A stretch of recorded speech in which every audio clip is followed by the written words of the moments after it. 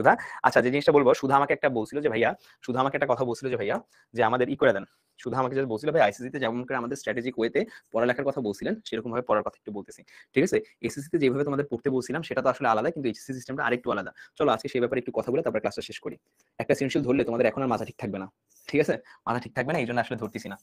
ওকে, so যদি একটু বলি, চলো এইচএসসি, তোমাদের এইচএসসি পরীক্ষা কবে দিচ্ছ? যদি আমি তোমাকে এক্স্যাক্টলি বলি, এইচএসসি টাইমলাইনটা তোমাকে যদি বলি, এইচএসসি তোমরা দিচ্ছ নেক্সট মনে করো জুন, জুলাই, আগস্ট, সেপ্টেম্বর, আগস্টে দিচ্ছ। হ্যাঁ, এইচএসসি তোমরা দিচ্ছ হলো নেক্সট ইয়ারের, মানে 2026 যেহেতু 2026-এর এখন তো এই বছর তো আসলে জুন মাসে এক্সাম, জুন মাসে এক্সাম, তোমাদের ধর্ম করে জুলাই বা এপ্রিলে এক্সাম, তোমাদের তো বলেনি এখনো, তাই না? তোমাদের তো বলে নাই। চললাম আমি জাস্ট ধরে নিলাম যদি আগামী বছর জুনে এক্সাম, জুনে এক্সাম, তার মানে তুমি কয় মাস পাচ্ছ ভাইয়া? কয় মাস পাচ্ছ? তোমার কাছে এখানে 12 মাস আছে, ওইখানে 6 মাস আছে। তার মানে এখন না, আগামী বছর জুনে তো এক্সাম না, জুনের আগে এক্সাম হবে তোমাদের। এক্সাম জুনের আগে আগে এক্সাম হবে। যদি জুনের আগে এক্সাম হবে, কবের মধ্যে এক্সাম হতে পারে কিছু বলছো তোমাদের ভাইয়া? আগামী বছর কবে? August, June, July, August, June maybe নাকি জুলাই? ওয়াও, একদম বেশি চলে যাচ্ছ, বেশি চলে যাচ্ছ, বেশি চলে যাচ্ছ। ঠিক আছে, একদম বেশি চলে যাচ্ছে। ঠিক আছে, আচ্ছা ধরলাম আগামী বছর জুনে এক্সাম। ঠিক আছে, ধরলাম আগামী বছর জুনে এক্সাম তোমাদের। ঠিক আছে, এবার আমি তোমাকে একটু চিন্তা করতে বলি, ভাই কতক্ষণ টাইম আছে? ফার্স্ট অফ অল কতক্ষণ টাইম আছে এবং চ্যাপ্টার ওয়াইজ তোমরা কতটুকু টাইম পাচ্ছ, এটা গুরুত্বপূর্ণ। আমি তোমাকে বলি, তুমি যদি আসলে চেষ্টা করো, তুমি যদি এক্স্যাক্টলি চেষ্টা করো ভাই, আমি তোমাদের বলি প্রথমে বাংলা, ইংলিশ, আইসিটি, প্রথমে বাংলা, ইংলিশ এবং আইসিটি কথা বলি। তুমি যদি একজন ডিলিজেন্ট স্টুডেন্ট হও, ইংরেজি এবং আইসিটি কথা তোমাকে আগে বলে নি, এই তিনটা ক্লিয়ার করে নি ভাইয়া। বাংলা, ইংলিশ, আইসিটি তিনটা মিলা 2.5 মান্থে সিলেবাস শেষ করা যায় সুন্দর করে, সুন্দর করে সিলেবাস শেষ করা যায়। এটা হলো প্রথম কথা। এটা হলো খুব সুন্দর করে তুমি যদি বাংলা, ইংলিশ আইসিটি তুমি সিলেবাস শেষ করতে চাও, শুধুমাত্র কি ভাই সিলেবাস শেষ করতে চাও, রিভিশন না, জাস্ট সিলেবাস শেষ করতে 2.5 মান্থ ইজ ভেরি মাচ, মানে অনেক বেশি সময় হয়ে গেল। এটা ইনক্লুডিং বাংলার 2 পেপার, ইংলিশের 2 পেপার এবং আইসিটির প্রোগ্রামিং এন্ড এভরিথিং সবকিছু মিলায়। ঠিক আছে, এটা হলো আমাদের 2.5 মান্থের পড়া। যদি তুমি আসলে ডিলিজেন্টলি পড়তে চাও, কত ঘন্টা পড়তে হবে তোমার তখন ভাইয়া? ওই যে বললাম না, এসএসসির আগে আমরা যে লেভেলে পড়তেছিলাম, এসএসসির আগে আমরা 12 থেকে 14 ঘন্টা করে পড়তেছিলাম। ইজিলি করা সম্ভব। এরপরে আসি হলো ম্যাথ, ফিজিক্স, কেমিস্ট্রি নিয়ে। ফিজিক্স, কেমিস্ট্রি ভাই আমি জানি না তোমরা এটা কিভাবে পড়ো, কিন্তু ভাই বায়োলজি কিভাবে পড়ো সেটা বলে দিচ্ছি। আজকে থেকে এটা একটু লেখা নাও। হ্যাঁ, তোমরা একটা কাজ করবা আজকে ইউটিউবে যা অন্যরকম পাঠশালা নামক একটা চ্যানেল আছে, অন্যরকম পাঠশালা নামক একটা চ্যানেল আছে। তুমি লিখবা অন্যরকম পাঠশালা, চ্যাপ্টার ধর্মের কোনো চ্যাপ্টার, যে কোনো একটা chapter 1 biology first paper, biology second paper, লজি সেকেন্ড। ঠিক আছে, বা ওর বায়োলজি ফার্স্ট পেপার, বা অন্যরকম পাঠশালা চ্যাপ্টার 3 বায়োলজি ফার্স্ট পেপার বা সেকেন্ড পেপার। তুমি যখন এখানে যাবা, তোমাকে আমি বলতেছি এগুলো হলো 11 বা 12 মিনিটের করে একটা ভিডিও দেওয়া আছে। হ্যাঁ, ভিডিও দেওয়া আছে একটা চ্যাপ্টারে। ধর্ম মনে করে সর্বোচ্চ কত, আমি সর্বোচ্চ দেখছিলাম 21টা ভিডিও আছে, 12 বা 13 মিনিট করে ভিডিও আছে। 21টা ভিডিও দেখলে, 12 বা 13 মিনিটের 21টা ভিডিও দেখেই তুমি ক্লাস না করেই বইয়ের সমস্ত রিডিং এ যা পড়তেছিল, সবকিছু বুঝতে পারবা। ঠিক আছে, বুঝতে পারবে। আমি এইভাবে করে আসলে বায়োলজি প্রিপারেশন নিয়েছি, সবকিছু বুঝতে পারবো। এবং একবার যদি আমি বুঝতে পারি, আমি তারপরে কি করছি, তারপরে শুধুমাত্র কি করছি, টেস্ট পেপার প্রিপারেশন নিয়েছি। তারপর শুধুমাত্র কি করছি, একবার যখন আমি বুঝে গেছি কোনো কিছু, একবার যখন আমি বই পড়া, রিডিং পড়া শেষ হয়ে গেছে, তারপর আমি যে জিনিসটা করছি, টেস্ট পেপার পড়ছি। টেস্ট পেপারে কোশ্চেনগুলো সলভ করা ট্রাই করছি, টেস্ট পেপার পড়ছি। এন্ড তারপর টেস্ট পেপার যখন শেষ হয়ে গেছে, একটা মক টেস্ট দিছি, সর্বোচ্চ একটা মক টেস্ট দিছি, আর কিছুই না। প্রত্যেকটা চ্যাপ্টার ওয়াইজ একটা মক টেস্ট দিছি। এটা ছিল আমাদের হলো বায়োলজি প্রিপারেশন। আমার কেমিস্ট্রি প্রিপারেশনও কাইন্ড অফ সেমই ছিল। ঠিক আছে, কাছাকাছি ছিল, কিন্তু কেমিস্ট্রি প্রিপারেশনটা আমার কলেজ অনেক বেশি নির্ভরশীল, আমি অনেক বেশি কলেজ নির্ভরশীল ছিলাম। তারপর আমি যখন নিজে শেষ করছি, কেমিস্ট্রি শেষ করছি, তখন আমি দুইটা জিনিস ফলো করছি। আমার কাছে একটা স্ট্রিক্টলি একটা গাইড ছিল, আমার দুইটা ম্যাথ বই ছিল, আমার কাছে দুইটা বই ছিল আমার কাছে। একটা হলো মেইন বই, আর হলো ম্যাথমেটিক্যাল কেমিস্ট্রি, বা যেটা আমরা বলি গাণিতিক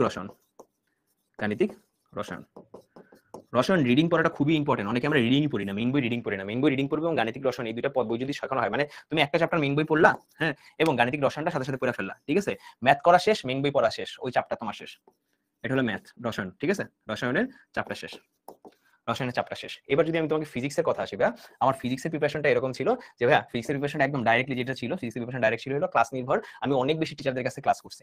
ঠিক আছে, এই জন্য আমি তোমাকে আবার সাজেস্ট করবো, তুমি যদি অন্যরকম পাঠশালার ক্লাসগুলো দেখো তাও। ঠিক আছে, কিন্তু অন্যরকম পাঠশালা এগুলো আউটডেটেড, অনেকগুলো ক্লাস হয়ে গেছে, এই ক্লাসগুলো কি আউটডেটেড হয়ে গেছে। তো তোমাকে আমি বলবো আউটডেটেড ক্লাসগুলো না দেখে আমাদের 10 এর কিছু ক্লাস আছে, রিসেন্টলি আমরা আসলে রেকর্ড করছি, ওগুলো দেখতে পারো। এন্ড হ্যাঁ, রেগুলার করার মধ্যে ফিজিক্স আগে রাখা অনেক সহজ হয়ে যায়। রেগুলার ক্লাস করছিলাম, যেটা কারণে আমার ফিজিক্স অনেক বেশি আগে গেছিল। ফিজিক্সে অনেকে কি করে, অনেকে যে জিনিসটা করে সেটা হলো কি, আসলে ম্যাথমেটিক্যাল ফিজিক্স বা গাণিতিক পদার্থবিজ্ঞান বই কেনে, ভাই এটা পুরো টাকা ওয়েস্ট হয়ে গেল তোমার জন্য, পুরো টাকা পয়সা সব ওয়েস্ট হয়ে গেল। এটা ভাই গাণিতিক পদার্থবিজ্ঞান করা লাগবে না। মেইন বইয়ের অ্যান্সার শিটটা কিনো, মেইন বইয়ের অ্যান্সার শিটটা কিনো, মেইন বইয়ে যে ম্যাথগুলো আছে তার অ্যান্সার শিট কিনো, আর মেইন বইয়ের যে অ্যান্সার শিট আছে সেই অ্যান্সার শিটটা কিনো, আর একটা হ্যাঁ আর একটা সাপ্লিমেন্ট নিয়ে রেখো, সাপ্লিমেন্ট অলওয়েজ সাপ্লিমেন্ট সাপ্লিমেন্ট নিয়ে রাখো। আর হ্যাঁ সূত্রের জন্য একটা খাতা বানাও, ফিজিক্সের সূত্রের জন্য, ম্যাথের সূত্রের জন্য খাতা বলবো না, সেই জন্য সূত্রের জন্য একটা খাতা বানাও, সূত্রের একটা খাতা বানাও। যদি তুমি এই দুইটা জিনিস করতে পারো তাহলে তোমার ফিজিক্স ইজি। আর ম্যাথের জন্য তোমাকে বলবো, ম্যাথের জন্য তুমি বলবো ভাইয়া আমাদের অলরেডি ইউটিউবে আমরা প্লেলিস্ট বানাচ্ছি, তোমার যে চ্যাপ্টার লাগবে ওই চ্যাপ্টার ওখানে যে তুমি দেখতে পারো। আর হ্যাঁ আমার যদি ম্যাথ ক্লাসগুলো তুমি ফলো করতে থাকো, আমরা এই বছরের মার্চের দিকে 11টা চ্যাপ্টার শেষ করতেছি, এন্ড তারপরে রেস্ট অফ দ্য চ্যাপ্টার আমরা মোটামুটি লেভেলে নভেম্বর বা ডিসেম্বর নাগাদ সব শেষ করে ফেলবো, ঠিক আছে? সো আমি তোমাকে যেটা তোমাকে বলছি, তুমি ম্যাথ, ফিজিক্স, বাংলা, ইংরেজি, আইসিটি তুমি কিভাবে প্রিপারেশন নিচ্ছ আমি জানি না, বাট আমার সবসময় মনে হয় তুমি সুন্দর করে তুমি 2.5 এর মধ্যে শেষ করতে পারো। এন্ড তুমি নভেম্বর থেকে তোমার টার্গেট থাকা উচিত এখন থেকে টার্গেট থাকা উচিত যে আমি নভেম্বরের মধ্যে সিলেবাস শেষ করব, নভেম্বরের মধ্যে সবগুলো চ্যাপ্টার শেষ করব, সিলেবাস শেষ করব। আমি মার্চের মধ্যে, আমি ফেব্রুয়ারির মধ্যে রিভিশন দিব এবং আমি ফেব্রুয়ারির মধ্যে রিভিশন দিব এবং March, April and others, March, April এবং গোয়িং ফরওয়ার্ড যে মাসগুলো আছে এগুলাতে আমি অ্যাডমিশন রিলেটেড জিনিসপত্র করব। মূলত ভাই এর আগে অ্যাডমিশন করো না, এর আগে অ্যাডমিশনের কোনো কাহিনী করো না, এর আগে মার্চ, এপ্রিলে যদি অ্যাডমিশনের হালকা প্রিপারেশন নিয়ে রাখবো, মার্চ, এপ্রিল, মে মাসে অ্যাডমিশন হালকা প্রিপারেশন নিয়ে রাখবো। হ্যাঁ তোমার যদি জুলাইতে পরীক্ষা হয়, হ্যাঁ জুলাইতে যদি পরীক্ষা হয়, হ্যাঁ মার্চ, এপ্রিলে আমরা আলাদা করে মার্চ, এপ্রিল, মেতে আলাদা করে প্রিপারেশন নিব। আমি হোপ করবো তোমার জুনে পরীক্ষা, তার মানে আমাদের মে মাস বাদ দাও, তোমার যদি জুনে পরীক্ষা হয় এক্সামের এক মাস আগে আমরা আবার ফিরে আসবো, হ্যাঁ আমরা আবার ধরো মনে করো মে মাসে পরীক্ষা, জুন মাসে পরীক্ষা, মে মাস থেকে আবার এইচএসসি প্রিপারেশন নিয়ে ফিরে আসবো। This should be HSC 26 students calendar, HSC 26 এর ক্যালেন্ডার, ঠিক আছে? আবার বলতেছি কি থাকবে ভাইয়া, নভেম্বর পর্যন্ত তোমার সিলেবাস শেষ করে দিতে হবে, ফেব্রুয়ারি পর্যন্ত রিভিশন দেওয়া শুরু করতে হবে, মার্চ, এপ্রিলে তোমার অ্যাডমিশনের প্রিপারেশন করতে হবে, কারণ অ্যাডমিশনের 3 মাস টাইম থাকে, ওই সময় তুমি অ্যাডমিশনের প্রিপারেশন নিতে পারবে না, ঠিক আছে? এত বেশি হেক্টিক অবস্থা থাকবে, এত বেশি মানে অবস্থা খারাপ থাকবে, তুমি প্রিপারেশন নিতে পারবে না। তোমার আগে থেকে শুরু করতে হবে মার্চ, এপ্রিলে। এন্ড হ্যাঁ তোমাকে আমি বলবো মে মাসে, যেহেতু পরীক্ষার এক মাস আগে তুমি আবার এইচএসসি প্রিপারেশন নিতে ফিরে আসো, this is the routine of HSC 26। ওকে, বুঝতে পারছি আমরা বুঝতে পারছি ভাইয়া। আমাকে বলছিল আজকে সুধা যে ভাইয়া আমাদের এরকম একটা রুটিন বানায় দেন, এরকম একটা টাইমলাইন বানায় দেন। টাইমলাইন সিম্পল ভাইয়া, go to campaign on May. হ্যাঁ এখন থেকে তুমি শুরু করো, নভেম্বর মাসের মধ্যে সিলেবাস শেষ করা টার্গেট করো, হ্যাঁ যেভাবেই হোক না কেন সিলেবাস শেষ করা টার্গেট করো। অন্যরকম পাঠশালা বলে দিলাম আজকে, এখানে যাও, সমস্ত কিছু ক্ষুদ্র ভাই, সমস্ত কিছুর ভাগ করা স্প্লিট করা ভিডিওগুলো পাবা, ঠিক আছে ভাইয়া? কলেজের জন্য নিয়ে পড়া 4 আওয়ারও পাই না ভাইয়া, কলেজ ফলো করে না ভাই, বলি আজকে বলে দিচ্ছি ভাই, প্লিজ কলেজ ফলো করো না, তোমার পড়া তোমার নিজেই পড়তে হবে, বিলিভ মি, তোমার পড়া তোমার নিজেই পড়তে হবে। কলেজ পড়াবে না কোনো কোচিং, কোথাও কিছুই পড়াবে না, কোনো টিচারও পড়াবে না, ঠিক আছে? হয়তো 10 MS পড়াইতে পারে, কারণ কি আমাদের হলো আমরা চাই যে স্টুডেন্টরা লাস্টে ভালো রেজাল্ট করুক, আর তারপরে আমাদের এই ব্যাচের স্টুডেন্টকে বলুক যে হ্যাঁ আমরা কেমন পড়াই, ঠিক আছে? সো এই জন্য আমরা হয়তো ট্রাই করবো, কিন্তু ভাই একটু চিন্তা করো, কলেজ তোমার সাথে থাকবে না। তুমি এখন কলেজ ফলো করতে যাও, তুমি স্লো হয়ে যাবা। কলেজের সাথে ফলো করে না, প্রথম দিকটা তোমাকে স্লো করে দিছে, এখন তোমাকে কি করবে কলেজ জানো? তোমাকে এখন কি করবে? তোমাকে বান মারবে। বান মারা বলে বুঝে যে দেখো ভাই, তুমি বাংলাদেশে বান মারা যদি তুমি না বুঝো, তোমাকে একটু বুঝাচ্ছি বান মারা মানে কি। একটু দেখো, বান মারা মানে কি, যে ধরো মনে করো কেউ খুব ভালো করেছে, লাইফে সাকসেসফুল হইতেছে, তাকে বান মারা মানে তার উপরে আসলে মানে তার উপর মানে তাকে বরদোয়া দেওয়া, শয়তান ধরা দেওয়া, এরকম একটা বান মারা টাইপের। মানে তোমাকে থামানো, সোজা কথা। তোমাকে থামাবে কি করে? তোমাকে বলবে ভাইয়া তোমার হলো মানে মান্থলি টেস্ট, তোমাকে বলবে তোমার সিটি, তোমার বলবে তোমার মাসিক মানে হয়তো বা তোমার ইয়ারলি পরীক্ষা, তোমার হয়তো মিড টার্ম পরীক্ষা, বলে তোমাকে থামাবে। তোমার এই যে টার্গেটটা নভেম্বরের মধ্যে, যে টার্গেটটা, এই টার্গেটটা ওরা 100% যদি বাম হাত না দিছে, আমার নামটা তুমি উড়াই দিও। তোমাকে সবাই, তুমি যদি এখন কাউকে বলো ভাই নভেম্বরের মধ্যে শেষ করতে হবে, সে তোমার উপর হাসবে। প্লাস কলেজ তোমাকে নভেম্বরের মধ্যে শেষ করতে দিবেই না, ঠিক আছে? কলেজ চাবে তুমি তাদের দাসত্ব হয়ে থাকো, কিন্তু তাদের দাসত্ব হইলে তোমার না A+ আসতে পারে। তুমি যদি আদমজি কলেজে পড়ো, হ্যাঁ তাদের দাসত্ব হয়ে থাকলে A+ আসতে পারে, কিন্তু ভাই A+ থেকে ভালো কিছু আসবে না, গোল্ডেন তো আসবেই না। A+ আসবে তাও খোঁড়ায়। তোমার খুব অসৎ কিছু জিনিসপত্র ব্যবহার করা লাগবে, যেমন কি হয়তো বা কোশ্চেন দেখতে হবে, বা টিচারদের কাছে বুঝতে হবে যে কোন কোশ্চেন আসবে, এভরিথিং এগুলো বলে আসতে হবে, ঠিক আছে? হ্যাঁ কালা জাদু, একজন বলতে কালা জাদু। হ্যাঁ ভাই অনেকদিন পরে বলে যে দিমটা কা টাম ইউর কলেজ বি লাইক, ঠিক আছে? কলেজ বি লাইক, হ্যাঁ। সো আমি এখানে লেখা জায়গা পাচ্ছি না। হ্যাঁ কলেজ বি লাইক, ওই যে কলেজ বি লাইক, ওই যে দিমটা তার দাম। মা জিজ্ঞেস করবে ভাই বাবা তুমি প্রতিদিন কলেজে যাও, এত তাড়াতাড়ি যাও কেন, এত লেটে যাও কেন? সে তুমি বলবা যে কালা জাদু। কলেজে যাওয়া must, HW must, private college আমি জানি, আরিফুল মাস্ট, ঠিক আছে? করতে হবে সবকিছুই, করতে হবে সবকিছুই। দেখো ভাইয়া, আমি এখন যে জিনিসটা হইতেছে আমার লাইফে, আমার ভার্সিটি আছে, আমার টিচিং প্রফেশন আছে, আমার কন্টেন্ট ডেভেলপার প্রফেশন আছে, আমি তারপরে আমার কি করতে যাচ্ছি, আমি আমার জিম করে আমার শরীর ঠিক করতে যাচ্ছি, আমি সুস্থ থাকতে যাচ্ছি, আমি সবকিছু একসাথে যাচ্ছি। আমার লাইফে একটা পার্সোনাল লাইফ আছে, সমস্ত কিছু একসাথে আমি সামলাতে যাচ্ছি, তাই না? সো আমার প্রত্যেকদিন খুব বড় ধরনের একটা স্ট্রাগলের মধ্যে যেতে হয়। আর লাইফটাই এরকম, লাইফে এই যে স্ট্রাগল আসবে, লাইফে মনে করো খুব খারাপ টাইম থাকবে, হার্ট ব্রেক হবে, এটা হবে, ওইটা হবে, সবকিছু লাইফে খারাপ কিছু তোমার সাথে যদি না হয় তাহলে সন্দেহ করবা, তাহলে সন্দেহ করবা লাইফে। আমি কি করি, যখনই আমার সাথে খুব ভালো দিন কাটতে যায়, আমি লাইক কোন একটা গ্যাঞ্জাম আছে, কিছু একটা বাস খাবো মনে হচ্ছে, ঠিক আছে, আমার লাইফটা এরকম, ঠিক আছে, আমার লাইফটা এরকম হয়ে যায়, ঠিক আছে। আমি তোমাকে যেটা বলতেছি, তুমি লাইফে যদি ভালো কিছু থাকে সন্দেহ করো যে তুমি আসলে প্রোগ্রেস করতেছো না, প্রোগ্রেস করতেছো না ভাইয়া, লাইফে যদি ভালো না করে থাকো, মানে প্যারা না খাও, প্যারা না খাও, বাসগুলো না খাও, তোমার কি করতে হবে, প্যারা খেতে হবে, বাসগুলো খাইতে হবে। যদি এরকম একটা অবস্থা থাকে লাইফে, তার মানে তুমি আসলে ঠিক আছে, সঠিক পথে যাচ্ছ, সঠিক দিকে যাচ্ছ, ঠিক আছে। সো প্যারা খেলে বাস খেলে আসলে চিন্তা করো না যে লাইফ এরকমই, লাইফ ইজ লাইক দ্যাট। মাঝে মাঝে মনে করবা যে একটা কোট আমি সবসময় বলি নিজেকে, it is what it is. যেমন কি আজকে ক্লাসে আমি 1 মিনিট লেটে গেছি, ভার্সিটি ক্লাসে 1 মিনিট লেটে গেছি। কিভাবে গেছি ভাইয়া, গতকাল তুমি তো জানো এরকম নিউ ইয়ার ছিল, এন্ড আমাদের এলাকায় হলো মানে বিস্ফোরণ হয়েছে এভরিথিং হওয়ার কারণে আমার যে ওয়াইফাই তার ওটা আসলে নষ্ট হয়ে গেছে। সো আমি সকালবেলা উঠা ওয়াইফাইদের কল দিয়ে নেট ঠিক করছেন, এভরিথিং সবকিছু করবার যখন বাসা থেকে বের হইছি, তখন মনে করো আধা ঘন্টা 1 ঘন্টা রাইখা তারপর বাসা থেকে বের হইছি। ভার্সিটিতে বসিতে বসিতে ওই রিক্সাওয়ালার চেইন পড়ে গেছিল, এই জন্য আসলে একটু প্যারা খাই, একটু দেরি হয়ে গেছে। 1 মিনিটে ক্লাসে ঢুকছি, স্যার ক্লাস থেকে বের করে দিছে। আমার বয়স এখন 24 বছর। আমি ভার্সিটি ফাইনাল ইয়ারে একদম লাস্ট সেমিস্টারে আছি। আমাকে যদি ক্লাস থেকে বের করে দেয়, হ্যাঁ অকওয়ার্ড লাগে না জিনিসটা?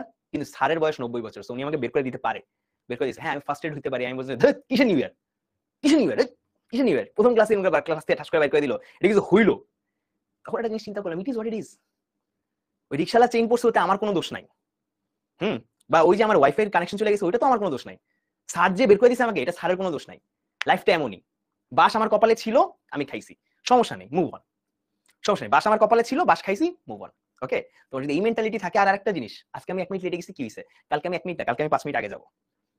5 মিনিট আগে যাওয়া হচ্ছে না, আরো 5 মিনিট আগে যাবো, বাট ইমপ্রুভ করে ছাড়বো, স্যারের সামনে নিজের রেপুটেশন বাড়ায় ছাড়বো, ঠিক আছে। স্যার যাই বলুক না, যে অবস্থায় থাকুক না কেন, স্যার আমাকে খুব ভালো স্টুডেন্ট ভাবে, ঠিক আছে, ধরলাম খুব ভালো স্টুডেন্ট ভাবে, আরো ভালো স্টুডেন্ট হবে তার নজরে, ঠিক আছে। এন্ডলেস ইমপ্রুভমেন্ট এর একটা মানসিকতা থাকতে হবে। এন্ড হ্যাঁ, বাস খাইলেও নিজেকে বলতে হবে, it is what it is. Okay, all is well. চলো গাইস, এটুকুই ছিল ক্লাস। হ্যাঁ, এটুকুই ছিল ক্লাস। আশা করি তোমাদের ক্লাসটা ভালো লাগছে, ক্লাসটা কেমন লাগছে একটু জানাই দিও। আর হ্যাঁ, কাইন্ডা রিভিউটা একটু দিয়ে দিও, তোমরা ক্লাস রিভিউ দাও না। তোমাদের এত বড় করে ম্যাথ ফিজিক্স কেমিস্ট্রি কিভাবে পড়তে হবে সব বলে দিলাম, তাহলে যদি তোমরা রিভিউ না দাও, তাহলে তো আসলে মনে হবে যে ভাইয়া আসলে খালি ম্যাথই পড়ায়। শমীক ভাই শুধুমাত্র ম্যাথই পড়ে না, শমীক ভাইয়ের কাছে তোমরা সবসময় ম্যাথই পড়বা না।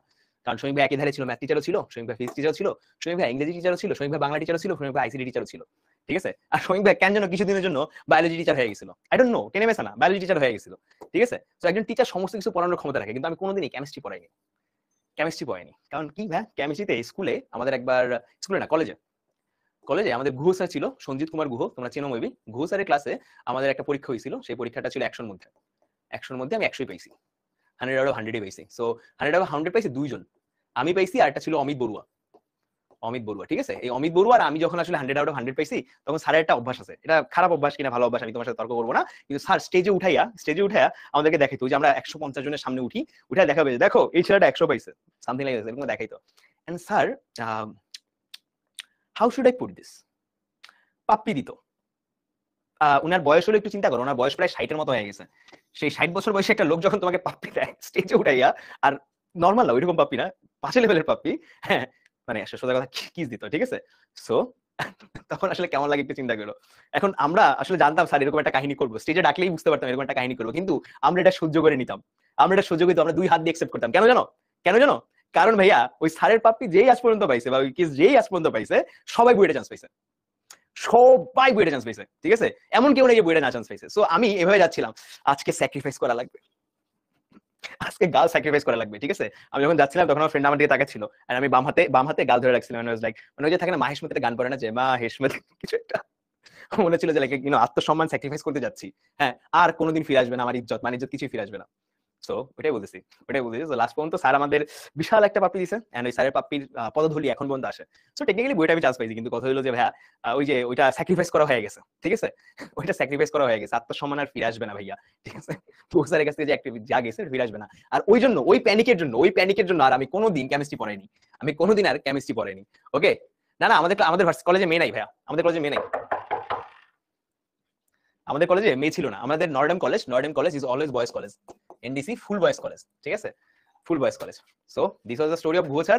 তোমাদের সবকিছু দিয়ে দিলাম ইনশাল্লাহ। নেক্সট ক্লাসে তোমাদের সাথে দেখা হবে, হ্যাঁ নেক্সট চ্যাপ্টারে তোমাদের সাথে দেখা হবে, নেক্সট ক্লাসে না হয়তো বা নেক্সট চ্যাপ্টারে তোমাদের সাথে দেখা হবে। আর এই শুক্রবার তো দেখা হচ্ছে, ঠিক আছে?